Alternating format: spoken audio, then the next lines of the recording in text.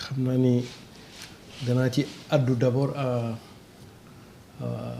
mon titre personnel et au titre des góorgóorlu. Parce que j'ai pas du ma porte-parole coalition bi. Donc li may joxe rek comme élément d'information sans pour autant dugg ci cuisine interne. waaw. coalition bi en fait ñaari groupe la am en fait. dafa am groupe boo xam ne mi ngi nekk ci Telegram.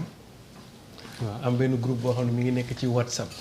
d'accord bon man nag ci groupe Telegram bi laa bokk. waaw. ba ñuy créer groupe Telegram bi moom la ñu créer avant élection yi. bi ñuy defee coalition yi dem groupe mooy groupe boo xam ñëpp siy bokk am beneen groupe boo xam ñenn ñi rekk siy bokk am beneen groupe kenn rek ñoo siy bokk. voilà yoo si am. bon je ne sais pas si noonu la demee. non yooyu si am mais en tout cas avant ñuy def élection tout le monde était dans le groupe bi nekk ci Telegram. tout le monde sans exception. tout le monde sans exception. boobooy ëtt bi wala penc mi. voilà bi ñu defee élection ba résultat yi génn. ñu créé benn groupe mais pas sur Telegram. mais sur WhatsApp. sur WhatsApp. boo bokkul yow. voilà et pourtant ce qui est bizarre. on avait dit à tout le monde ñi bëgg a rejoindre aussi groupe bële nañu manifester wu. à l'époque j'avais manifesté. mais malheureusement dugaluñ ma ci groupe boobu mais bon c'est pas loolu mooy première kii bi. moo tax groupe Telegram bi ba léegi ndax am na information bi wane ne. waaw non jotuma foofu. binduñu fa dara sax. bon à moins que ma vérifier xam nga ñu ngi en pleine émission. non ba fi ngay ñëw nii yëgaluñu fa. voilà ba bi may ñëw nii consulté wu ma groupe bi defe naa depuis démb laa fa nga dugg ou quelque chose comme ça. d'accord mais ce que je puis dire c'est que c'est pas un groupe vivant. En général, ce sont les mêmes personnes, il faut wax les mêmes choses, etc. etc. Donc, voilà, léegi loolu daf may indil ay jàngat à la fois ay jàngat. ak peut-être même des prises de position aussi. D'accord. Maintenant, première jàngat bi mooy l'insuffisance de la coalition Diomaye. C'est-à-dire que coalition la boo xam ni. lan mooy différence am ak coalition Benno Bokk Yaakaar. c'est que Macky Sall moom moo doon ndamoo. Benno Bokk Yaakaar parce que ci Benno Bokk Yaakaar la doon wéeru. coalition Diomaye waa coalition yi ñooy ndamoo Ousmane Sonko parce que ci Pastef nañuy wóoru nañuy wéeru. est-ce que comprendre nga. comprendre parce que pour autant Macky Sall avait besoin de Benno Bokk Yaakaar pour def li may def. pour autant fii dafa mel ni waa coalition Diomaye ñoo soxla Ousmane Sonko pour pouvoir exister.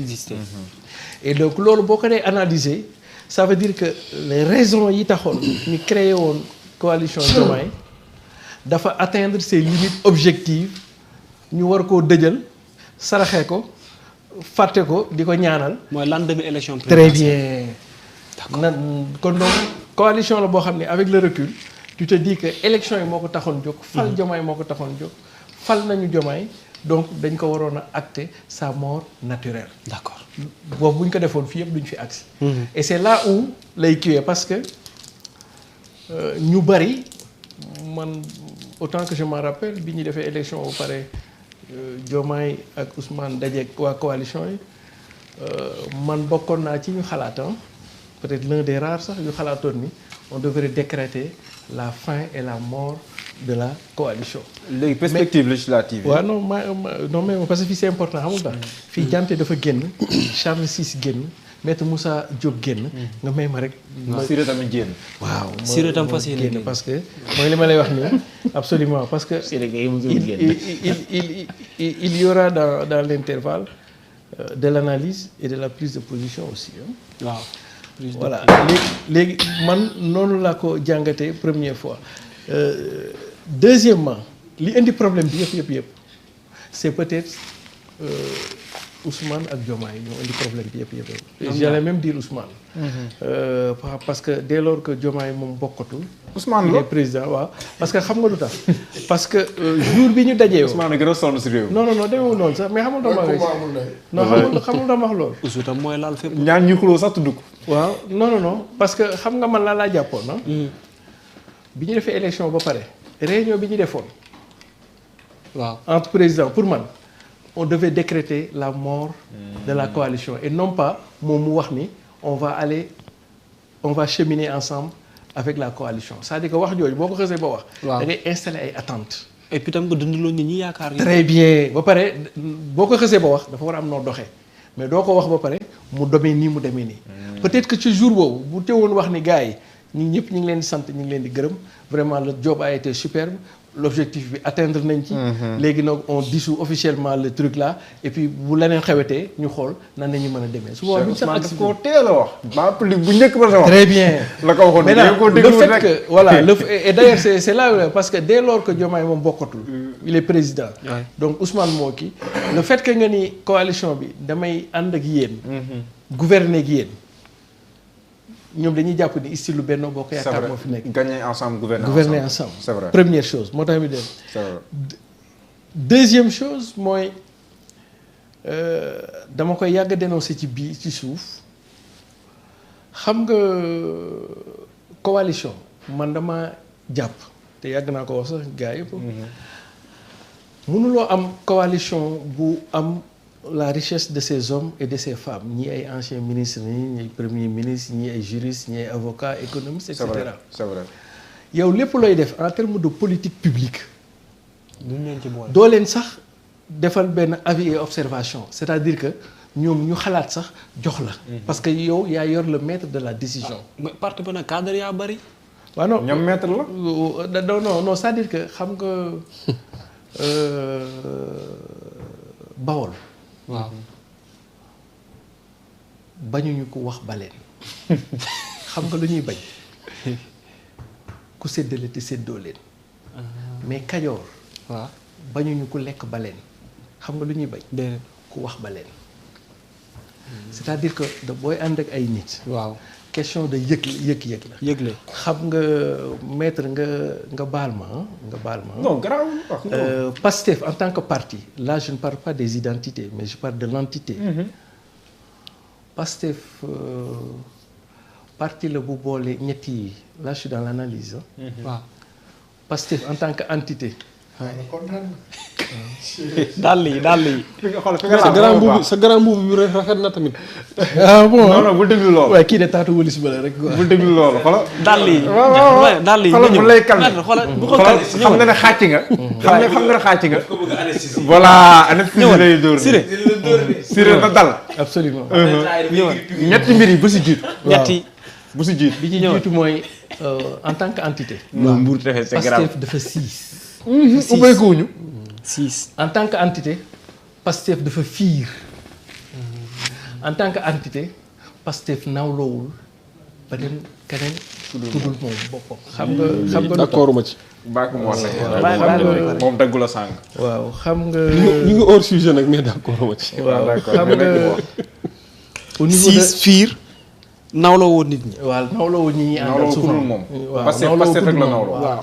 parce que soo xoolee à l'analyse dans l'ordre du discours waa buugur daani bu ñu déggee loolu. ñii ñooñu. ay stratégie da la bëgg kii. audience lu bëgg a perturber quoi. Absolument. yegg mais fi nga jàpp si foofu la. absolument xam nga Pastef du point de vue entité organique soo leen déggee dans les éléments de langage tout comme dans l'ordre du discours tu as comme l'impression que la politique au commencement de la politique c'est Pastef. Pastef est le commencement de la politique. Et comme disait mon ami de Diana Malari Ninkuru, je salue Waga de Pakao, après Pastef c'est le terminement de la politique. Donc Pastef est le commencement de la politique au Sénégal et Pastef est le terminement de la politique au Sénégal. Ça veut dire que du genre systole et diastole quoi. très bien, ça veut dire que le Pastef en tant qu'entité se suffit à lui-même. non pas Fondamentalement, il n'a pas besoin. Parce que boo déggee kii bi. boobu mooy premier fa. je peux réagir. non waaw même après nga ñëw après nga ñëw ba mu daaneel. et puis dinaa ci waaw xam nga lan mooy tax ma ni la en tant qu'entité dañu siis dañu fiir. parce que effectivement je peux comprendre parce que on est en politique. politique moom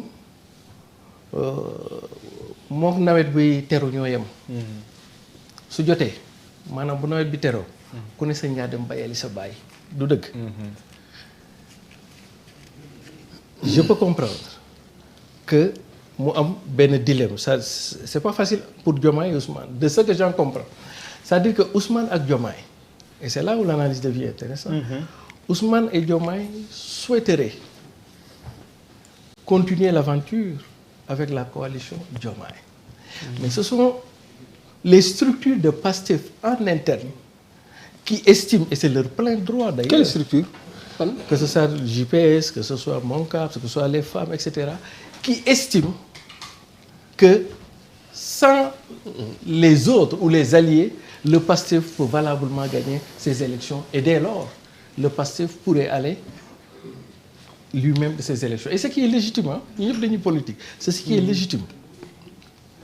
À telle enseigne que, par exemple, pour Ousmane peut-être et Diomaye, ñoom xam nañu les théories d'ensemble lu mu leen mën a indi mais dañuy nekk entre le marteau et l'enclume parce que comme li ngeen wax ni mosoon na leen a dal ak élection yële passé te base bi très bien te ñoom il peut pas naviguer hors kii bi mënuñu contradictionner moo tax fii ma xalaat mooy li Souleymane Faye wax et là je suis dans l'analyse xam nga Souleymane Faye dafay wax ni mu ni Souleymane Faye dafa mos a wax mu ni su fekkee da ngay nekk koo xam ni wala structure boo xam ni dafa siis dafa fiir te mënu leen a bañ a ànd parce que fii ba 2029 ñooy ànd. lu ne xañ na fi. non ñooy ànd sax. quel qu'en soit alpha parce que on a gagné ensemble ou bien on a supporté on a du camp Souleymane Faye day expliquer ni. su fekkee da ngay dund ak koo xam ni dafa fiir ba pare siis soo bëggee seen dund yàgg nekk ci jàmm li mu am ak li mu yor danga koy bàyyeek moom yow dem wuti li nga am ak li nga yor ba tax na moo tax peut-être Omar Pène doon wax bu ñu fa dajee muy assemblée muy ndaat saay est-ce que comprendre moo tax. daje bi nag moo ma jaaxal man. très bien parce que sama la moo tax dama ko théoriser ci groupe bi ma ne leen à l'état actuel su ñu bëggee def investiture demee ci benn liste ça peut créer beaucoup de frustration et beaucoup d'heures nous devons travailler vers une majorité de concordance je l'avais théorisé comme ça majorité de concordance ça veut dire quoi. J'avais expliqué que il nous faudrait peut-être avoir benn liste boo xam ni ça veut dire que la mouvance présidentielle et là je l'ai théorisé dans nos différents groupes que ce serait presque suicidaire. D'accord. Vu nombre bi ñu nekk ak difficultés yi am yëpp ñu am benn liste il faudrait peut-être travailler sur 2 listes yoo xam ni daf ñuy am benn majorité de concordance ça veut dire quoi bis bu ñu demee assemblée dañuy dajalewaat doole yooyu mu gën a nekk say bu gën a dëgër parce que lépp xajul ci benn cin gi. mais yéen bu ngeen xaajoo Pastef guddi yi du ngeen fi mën a préparer wu ba am. très bien et d'ailleurs c'est là où bu ma ko déggee nag voilà c'est très bien c'est là où bu ma ko déggee ma ni mais attention après Charles VI ak Moussa Diop est-ce que li Ousmane Sonko woote. stratégie pensée à l'avance la woon bu ñu war a woote ou bien c'est une forme de réaction ak li gars yi woote nii par rapport ak complaintes yi am ak yooyu première hypothèse deuxième hypothèse waaw le fait que xam nga suñu xoolee Pastef dafay développer fan yi benn stratégie bu may tuddee xam ba ca maanaam mooy yow di nga xam li nga bëgg a def waaw mais da ngay bàyyi gars yi ci biir ba loolu jot nga ñëw def ko est-ce que comprendre est-ce que kon dès le début Pastef xamoon na ni peut-être que moom élection yi jël na décision par rapport ak nañ en attendant ñuy daje demain mais je dis un exemple je donne un exemple si demain bu ñu demee waa Pastef ne ñu non ñoom finalement dañuy dem ak seen bopp exemple hypothèse de travail mais le temps qui nous reste ici mënu leen ci dara ñi nga xam ne jëluñu woon les dispositions en tout cas ñun góorgóorlu moom jël nañ suñuy disposition mais ñi nga xam ne jëluñu woon seen disposition en 5 jours lan la ci mën a matal et moo tax ma jàpp ni peut-être que lii dès le début bu fekkoon xamoon nañ ko parce que on avait yenn décisions yi doo ko jël au jour le jour. surtout nga yor état. mais est-ce que kon du woon nga yeewi woon gars yi ca kaw. bu yàgg ku ne xam looy def nga xëcc leen ba ci fii ak nii et cetera et cetera. donc en attendant demain lan la Ousmane Sonko di wax mais de par li muy wax ça va acter de fait la dissolution et la mort de la coalition Diomaye qui est vraiment tout sauf Serigne Mansour lu ñu mën a jàppale comme analyse ci li nga xam ne moo di élection yi ni ñu ko annoncé et surtout position Pastef bi nekk daanaka ci verrouillage kenn xamul exactement soit c'est avec